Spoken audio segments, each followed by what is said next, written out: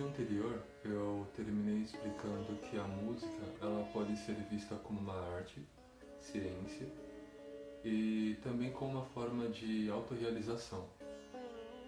Falando um pouco mais sobre isso, a música ela é uma arte porque ela é discutida e é interpretada por diferentes culturas.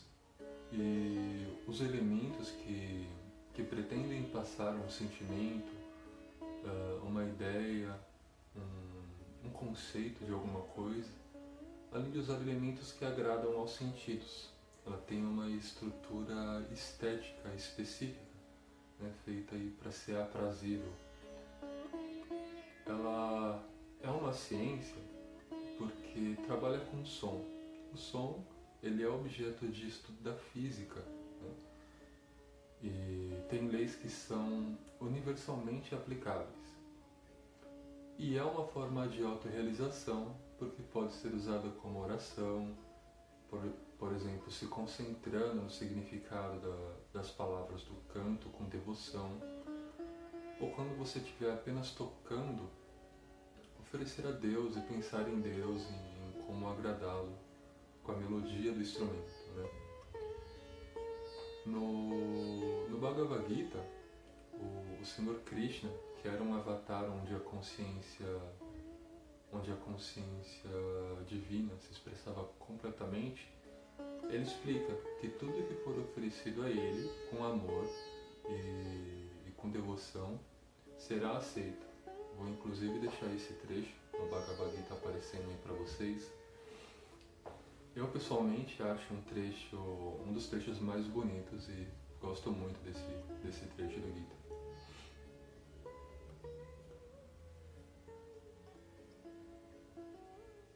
Falando no Gita, que é um dos tesouros literários e espirituais da humanidade e que tem inspirado várias gerações, tanto de pessoas com tendências intelectuais e pessoas também que estão buscadores espirituais. Saiu há pouco tempo aí a versão do meu Guruji em português, Paramahansa Yogananda. Saiu há pouco tempo, eu já comecei a dar uma olhada nela aos poucos, é porque eu tenho um hábito de ler muitas coisas ao mesmo tempo. Mas é um ótimo livro, tenho certeza que vocês vão gostar, como qualquer um dos outros livros aí do meu Paramahansa Yogananda.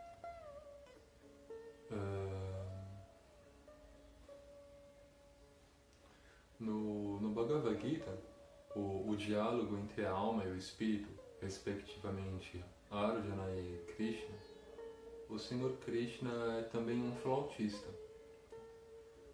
Guruji explorou muito bem a universalidade das religiões verdadeiras. Ele demonstrava que a aparente mudança entre elas eram apenas na linguagem. Né? A linguagem, por sua vez, ela é usada de acordo com a mentalidade, a receptividade e as tendências daquela civilização em específico, mas em essência ela nunca é alterada. Inclusive é um trecho da Bíblia, alguma coisa como: até o fim dos tempos nenhuma vírgula vai ser alterada. Eu não lembro do trecho específico, mas eu vou procurar e vou deixar ele aparecendo para vocês também. A título de exemplo, o Gita e a Bíblia ambos são escrituras reveladas, mas a diferença entre tanto se deva ao fato que o Bhagavad Gita não se fixa em fatos históricos. O Gita foi trazido a esse mundo pelo sábio Vyasa, que Guruji inclusive cita nessa versão dele do Bhagavad Gita em português, como uma pessoa com realização espiritual. Vyasa ele usa nome de personagens reais e de sua família inclusive, para simbolizar aspectos da criação. E a validade dos ensinamentos dos aforismos de Vyasa se baseia na necessidade de reviver o Sanatana Dharma na forma específica como o Bhagavad Gita foi trazido pelo sábio Vyasa a esse mundo.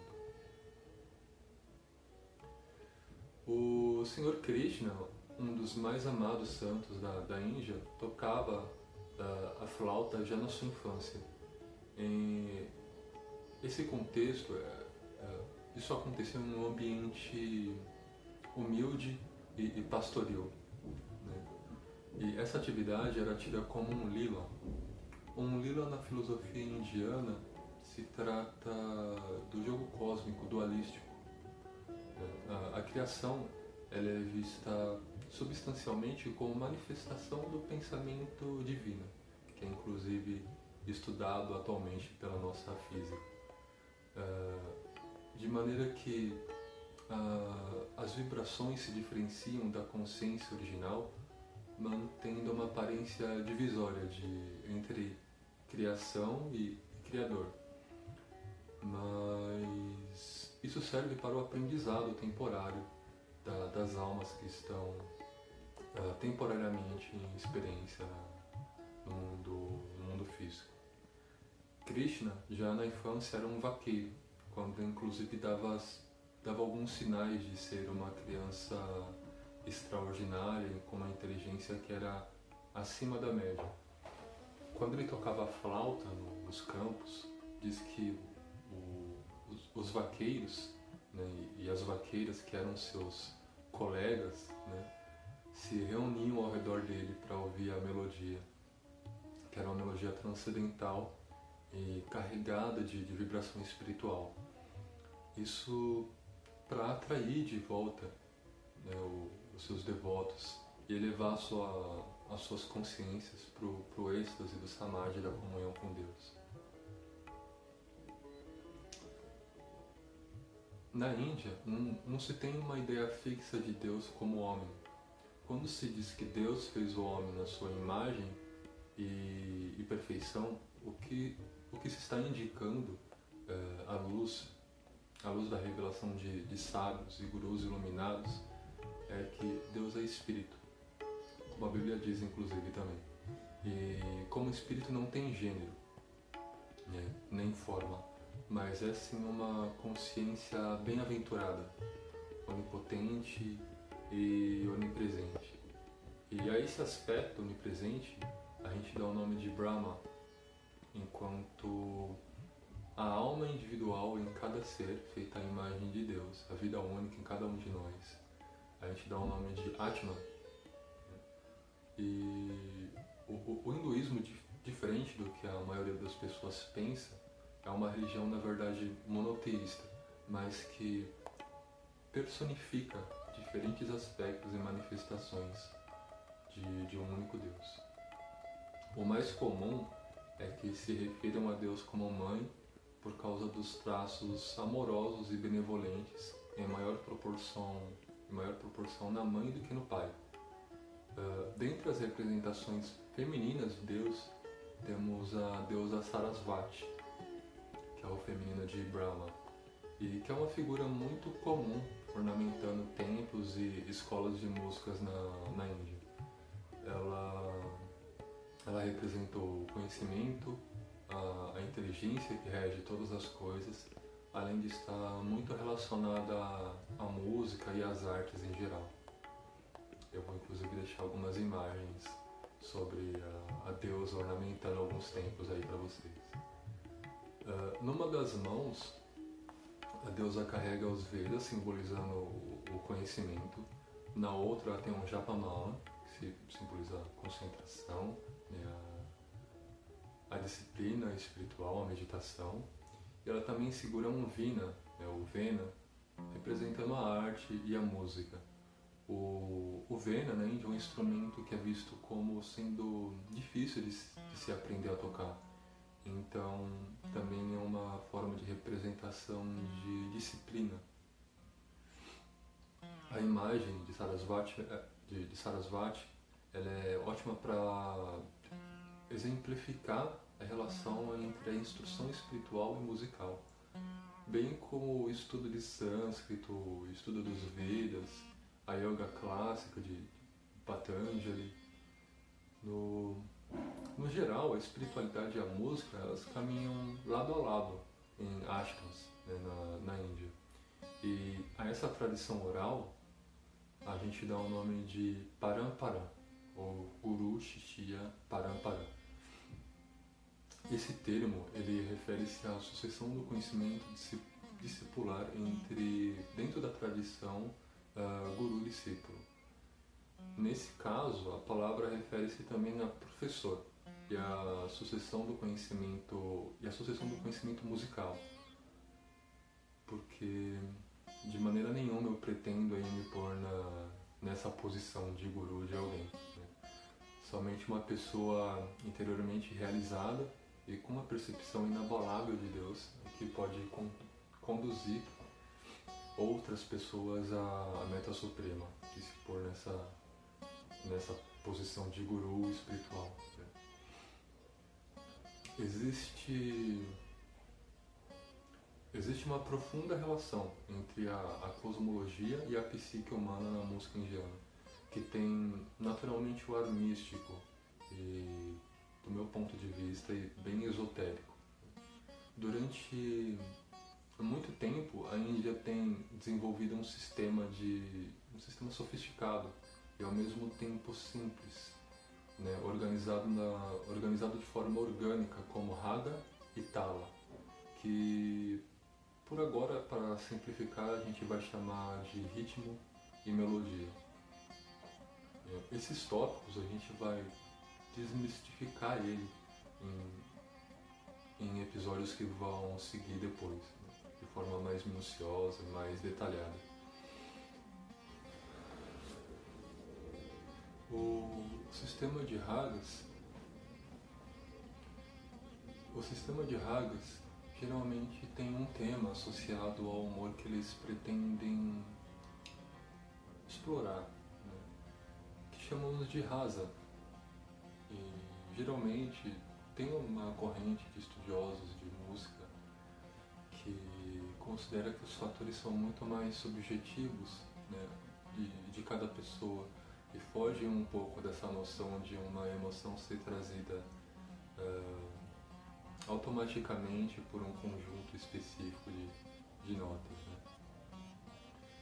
O rasa também pode ser baseado nas mudanças das condições climáticas diárias, sazonais, isso a gente chama de samei e prahar, de forma que é mais comum ouvir determinados arranjos compostos a partir de um raga em um determinado período do dia ou estação do ano, embora seja comum trocar ragas durante um rias, mas voltado à prática, e é completamente normal também. Para alguns estudantes, o sistema indiano é uma forma de refinar suas habilidades de improviso, mas para outros, como eu já disse, é uma tradição e prática espiritual que foi preservada e é expressa na forma de música, que chamamos de Swara Sadhana. Swara, ou seja, nota, vem das palavras Swa e Hajri. Hajri, sei que não se pronuncia muito bem,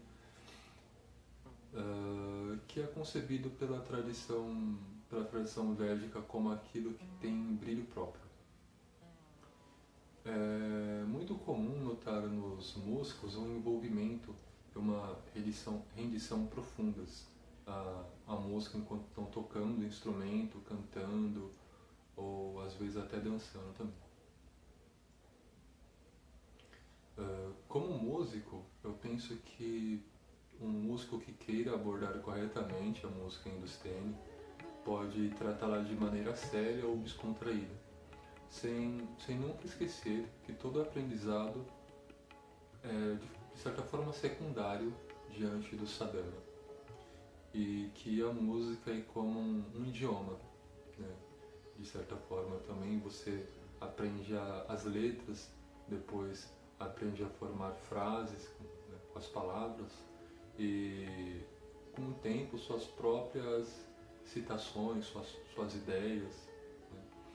E você pode até falar bem o idioma pelo hábito e por ouvir as pessoas se expressando no seu idioma nativo. Mas imagina se você quiser apresentar um texto bem elaborado, sem erros gramaticais e com riqueza de vocabulário, sem nunca ter aprendido as normas formais do português. Acredito que um bom músico também deva equilibrar 3 características: conhecimento, tradição e concentração.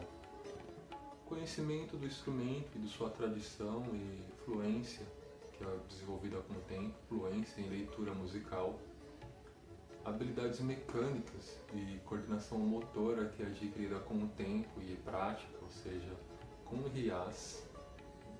E a postura interior correta, sensibilidade, concentração durante o Svara Sadhana, que é a tradição aí de meditar ou de orar enquanto se performa. Pessoal, no vídeo de hoje que eu tinha para falar eu já falei. No próximo vídeo eu pretendo tratar um pouco sobre o harmônio indiano, que é um instrumento indiano que junto com o sitar eu acho que é o que tem mais influência. Então eu vou falar sobre alguns modelos de harmônio, para quem tiver interesse em adquirir o seu, as diferenças entre eles, os tipos diferentes de som, como eles são usados no norte e no sul da Índia e na música indiana no geral. E dar algumas dicas aí para vocês, né, sobre o harmônio. Quem tiver interesse em comprar o seu primeiro instrumento aí, mas não sabe qual marca, qual modelo, está um pouco inseguro, acompanha o próximo vídeo que eu vou falar um pouco sobre isso. Obrigado por ter assistido até o final.